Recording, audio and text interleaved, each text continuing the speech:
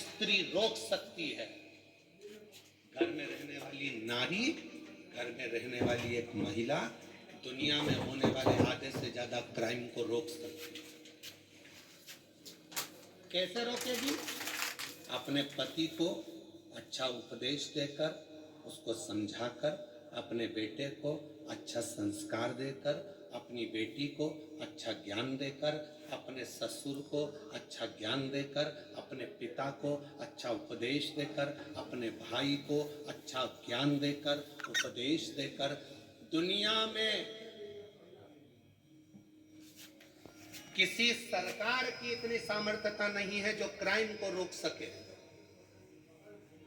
Crime को केवल एक रोक सकती है, वो घर की केवल नारी होती है जो अच्छे संस्कारों से इन क्राइम को रोक सके। एक कथा बचपन में पढ़ने को मिली थी, शायद हमें उम्मीद है कि आपने छत्तीसगढ़ वासियों ने भी इस कथा को जरूर पढ़ा होगा। हमने पढ़ा है अपने बचपन में, तो तुमने भी पढ़ा होगा।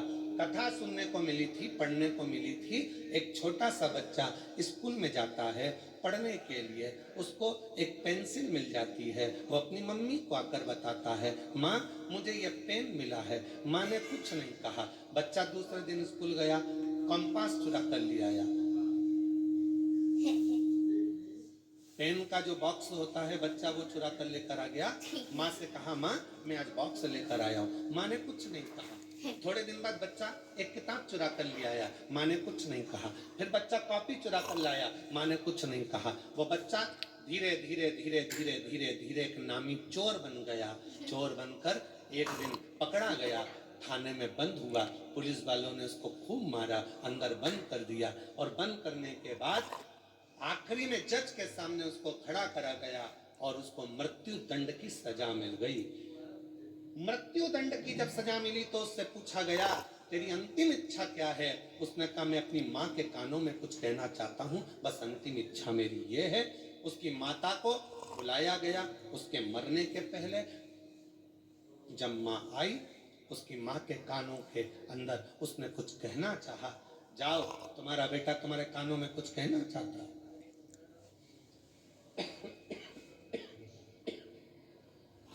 माँ ने कान आगे करा। बच्चे ने गला पकड़ रहा, माई गई। बच्चे ने माँ के कानों को पकड़ा दांतों से। इतना तेज उस लड़के ने अपनी माँ के कानों को काटा कि उसमें से रक्त निकल गया। पुलिस वालों ने उसको छुड़ाया। मुश्किल से वो कान दांतों से छूटा। आखिरी में पुलिस वालों ने पूछा कि ये तेरी माँ है और तूने इसको दांतों से काट दिया? तो कहा, आज सूली पर चढ़ाने वाली भी ये मेरी माँ है। जिस दिन मैं पहली बार चोरी कर कर आया था, मेरी माँ मेरे गाल पर थप्पड़ मार देती तो शायद आज मुझे फांसी की सजा नहीं मिलती। आज मुझे फांसी की सजा नहीं मिलती। दुनिया में कोई ऐसी सरकार नहीं है जो क्राइम को रोक सके। क्राइम को अगर रोक सकती है तो वो घर की नारी रोक सकती है। अपने भाई को समझाकर, पिता को समझाकर, बच्चों को समझाकर, अच्छे संस्कार देकर, प्रेम देकर, स्नेह देकर अपने बच्चों को गलत जगह से रोक कर वो क्राइम को रोक सकती है। केवल एक स्त्री, केवल एक नारी।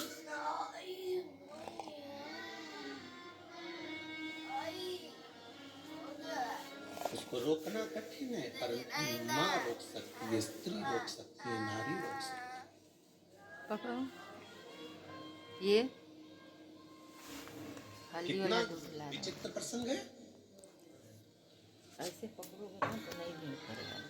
विनायक का सिर किसने काटा था? जम के बोलो जरा। गणेश जी का सिर किसने काटा था? शंकर भगवान। किसका सिर लगाया फिर बाद में? हाथी का। जब हाथी का सिर लग गया गणेश जी को, उनके बहुत सारे बेस्ट फ्रेंड हुए, उनके बहुत सारे दोस्त हुए।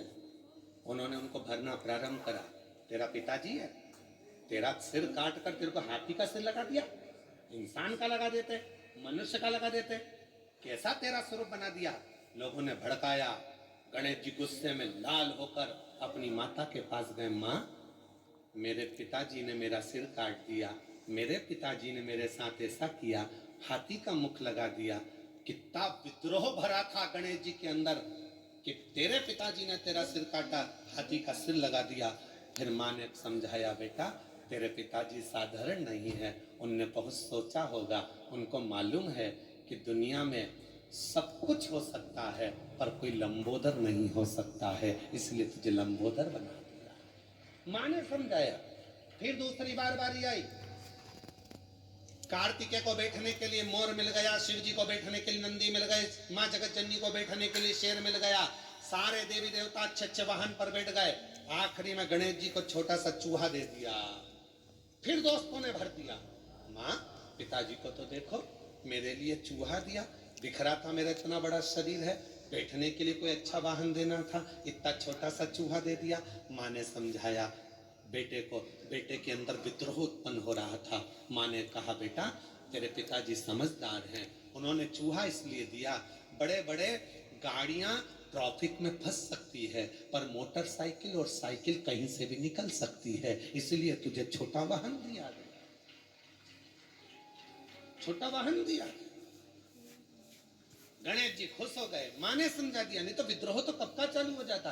फिर आया बारी, अब की बारी आई कि पृथ्वी की परिक्रमा कर कराना है। माँ, सबने कहा तेरे पिताजी को मालूम था कि तेरे पास चलने के लिए कुछ नहीं था, छोटा सा चूहा कितने दिन में पृथ्वी की परिक्रमा करेगा।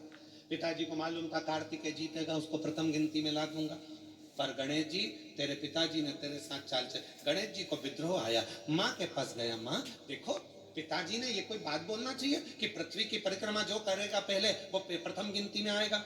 अब तो मेरे पास तो इतना छोटा सा चूहा धीरे धीरे चलेगा, कब तक पृथ्वी की परिक्रमा करेगा। माँ ने समझाया, बेटा तेरे पिताजी हैं, वो जानते हैं कि तू इतने बड़े चूहे पर बैठकर पूरी पृथ्वी की परिक्रमा नहीं कर सकता, इसलिए तेरे पिताजी ने मेरे कानों में कह दिया था कि एक काम कर, गणेश जी को बोल देना पूरी पृथ्वी की परिक्रमा ना करे तो माता पिता की परिक्रमा कर लेना, फल प्राप्त हो।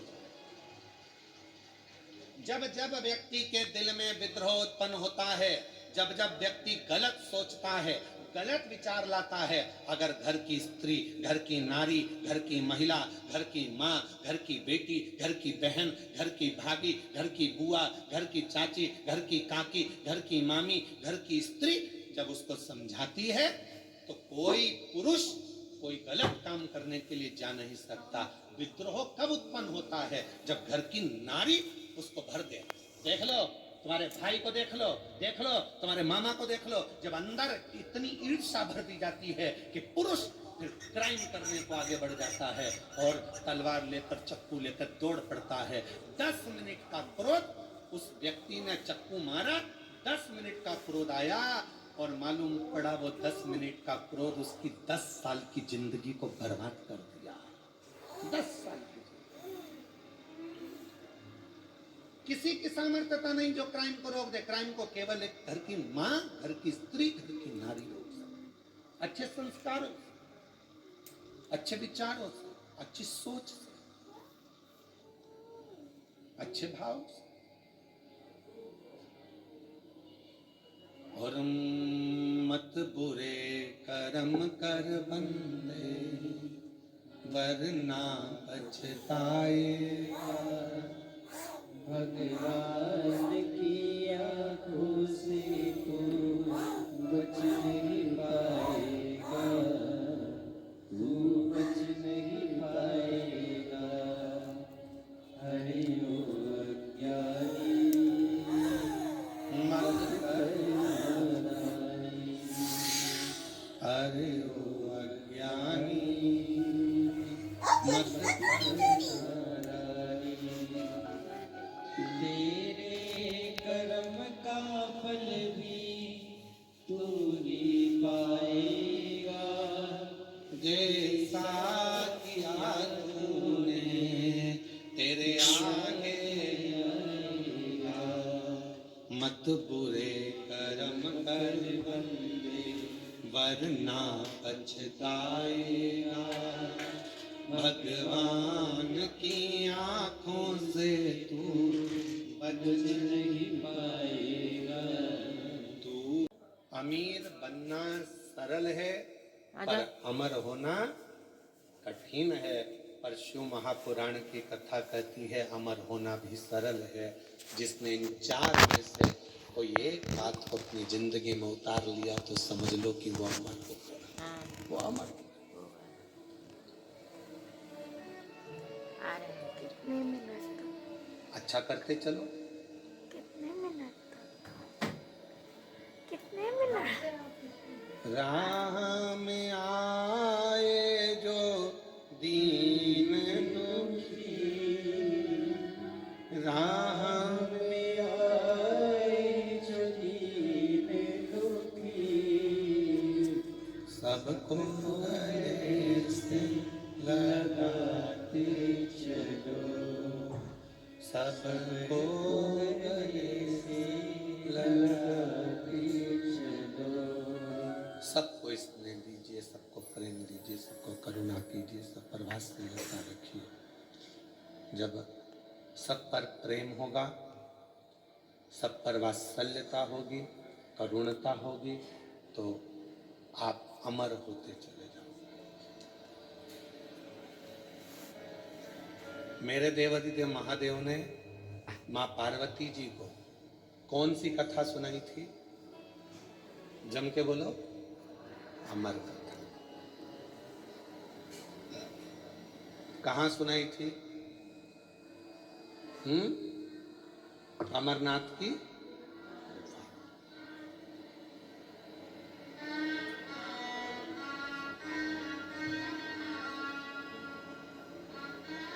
सर्प को सुनाई थी क्या? जम के बोलो। चंद्र को सुनाई थी?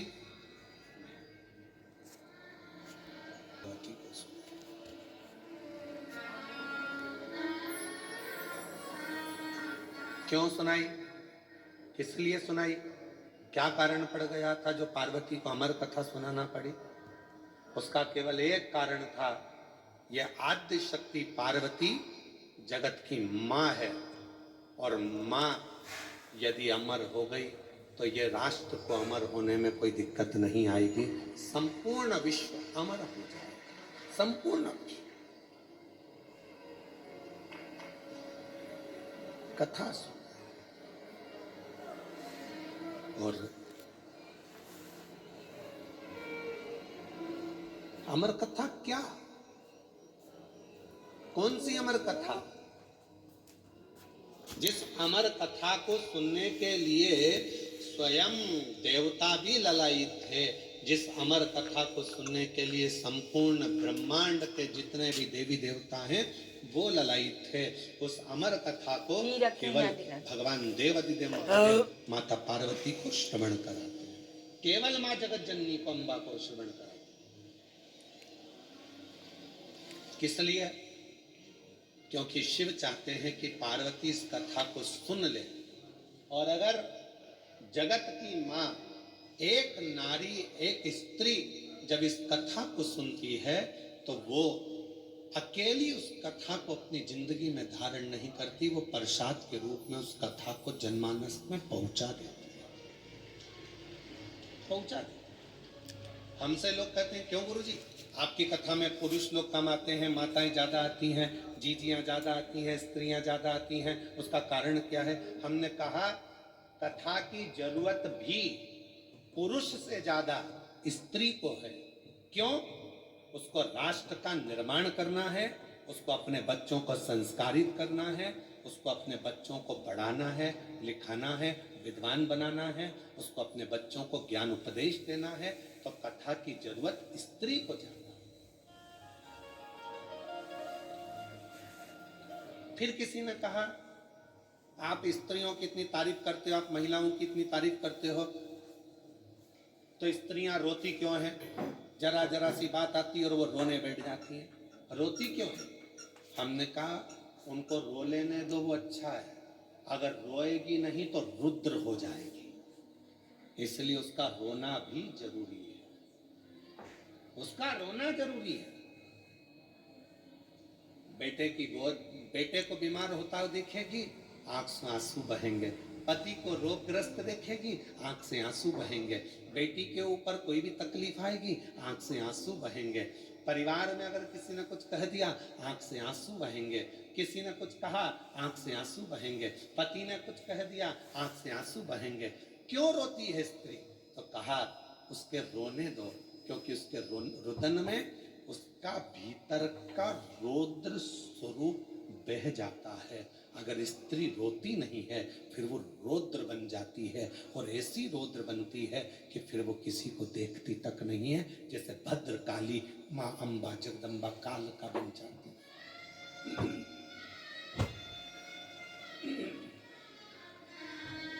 वो भद्रकाली, वो काल का बन जाती है।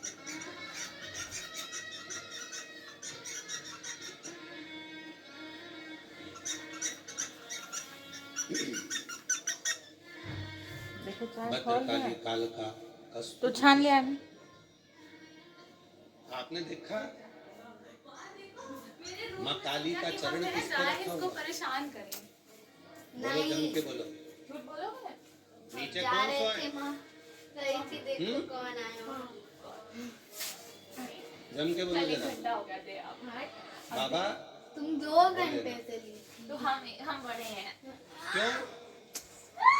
माँ जगत जननी अपना रौद्र रूप धारण कर ली थी, और क्रोध का रौद्र रूप माँ जगत जननी ने ऐसा धारण कर लिया था, ऐसा रुद्र धारण कर लिया था कि वो फिर आखिरी में शिव को भी नहीं देख पाए।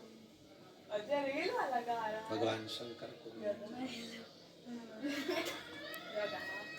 शिव को भी नहीं। देखना चाय रखी हुई है। आदित्य ले आना। तो अमर कथा पार्वती जी को, अमर कथा केवल जगत जननी जगदम्बा अम्बा पार्वती को सुनाई दी। हाँ, कथा एक स्त्री के जीवन में जब आती है तो वो कथा को जनमानस को परोस दे, परोस दे।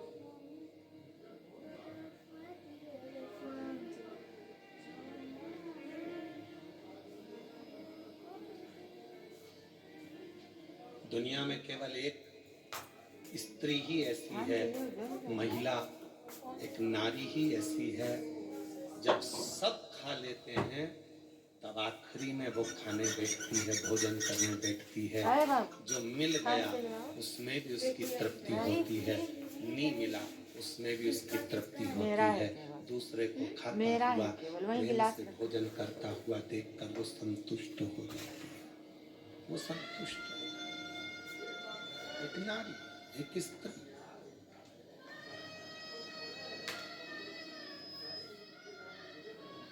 कल कथा चल रही थी भगवान देवादिदेव महादेव के मंथन की, और मेरे भोले बाबा ने कंठ में विष को रख लिया था और माँ पार्वती जी ने उसको रोक लिया था अंदर उतरने से पहले।